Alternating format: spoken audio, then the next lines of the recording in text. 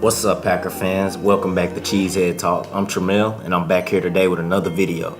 And today what we're going to talk about is the Green Bay Packers Week 1 free agency recap. Now, there were a lot of crazy things that went on over the week.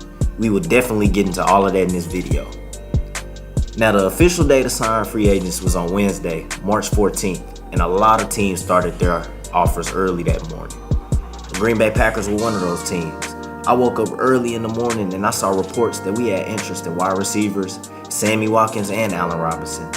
Now, when I saw these reports, I instantly thought, if we sign one of these guys, we're definitely going to part ways with either Jordy Nelson or Randall Cobb. To be honest with you, I was very excited about Allen Robinson because he's definitely one of my favorite wide receivers in this league, and I definitely believe he's an upgrade over Randall Cobb or Nelson. Now, obviously that wouldn't happen because he was signed with the Bears for 3 years, $42 million, and Sammy Watkins would also go later that day for 3 years, $48 million. I really wasn't interested in Sammy Watkins because I just don't believe he's an elite receiver. I believe he's decent, but he's not elite, so I really didn't want the Packers to sign him. Now, later on that day, the Packers would make their first splash in the free agency market, acquiring tight end Jimmy Graham. The Green Bay Packers would sign Jimmy Graham to a 3-year, $30 million contract.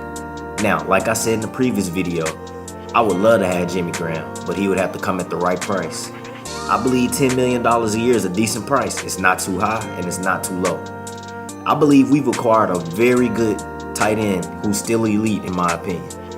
He's a 5-time Pro Bowler, he's a 1-time All-Pro, and he still has a lot left in the tank. I believe he'll be a huge addition to the Green Bay Packers. He's an excellent red zone threat, he can stretch the field, he can also snag the 50-50 balls out the air. I love this pickup and I cannot wait to see Rodgers toss passes his way. Now, there's some bad news, Packer fans. About 10 minutes after the Jimmy Graham signing, the Green Bay Packers released Jordy Nelson. Now, most of us knew that this would probably come. We just didn't know if it would happen to Cobb or Nelson. It turned out to be Jordy Nelson who would be released to free up some cap space. This was a very hard decision to make because Jordy Nelson has done so much for our franchise in his 10-year career with the Packers. But he did not have a good 2017 season, mostly due to the absence of Aaron Rodgers, but the Packers believe he is showing signs of decline at the age of 33. Now, 2 days later, he was signed with the Oakland Raiders in a 2-year, $15 million deal. Jordy Nelson will always be remembered as one of the greatest receivers in Packers history. He finished his career with the Packers with 550 catches, 7,848 yards, and 69 touchdowns. He was a Pro Bowler in 2014, and he is also a huge reason why the Packers won the Super Bowl in 2011, where he had 9 catches for 140 yards and a touchdown.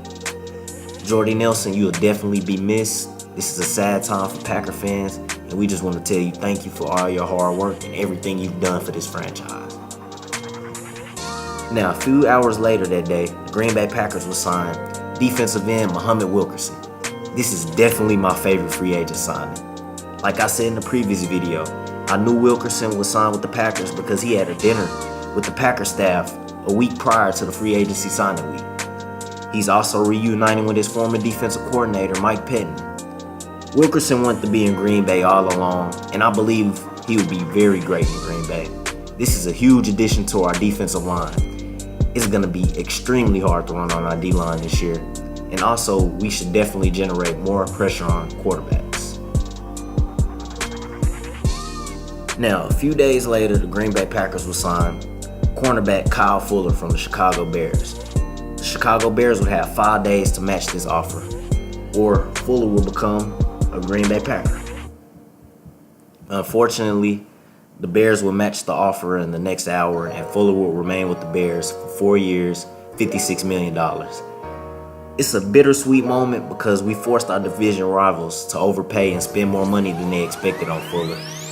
Also, it's disappointing because we're in desperate need of a corner. I believe Fuller has potential to be a star, and he would have helped our defense a lot, especially at the corner position. Now, last but not least, in my opinion, the most disappointing part of the week was the Honey Badger signing to the Houston Texans. This hurt me a lot because I really thought Honey Badger would sign with Green Bay. Many Packer fans on social media were very excited when they heard that we were one of the teams interested in signing him. The Honey Badger came out on Twitter and said he's looking for a team with a winning culture and he's looking for a team who is a contender. Now, when he signed with the Houston Texans, this made me furious. This went against everything he was looking for. Since when have the Houston Texans had a winning culture? The Houston Texans are not a Super Bowl contender and they have no chance of knocking off the Patriots, the Jaguars, or the Steelers. I'm just very upset he didn't choose Green Bay, and I just don't see why he wouldn't want to join the same team as the best quarterback in the NFL and a very young and upcoming defense. I don't understand why. And that's the recap of the first week of free agency. Please give this video a thumbs up and subscribe to the channel. In the next video, we'll talk about the free agents that remain on the market. So stay tuned for that video later on this week. There will be videos posted every week, so please stay tuned.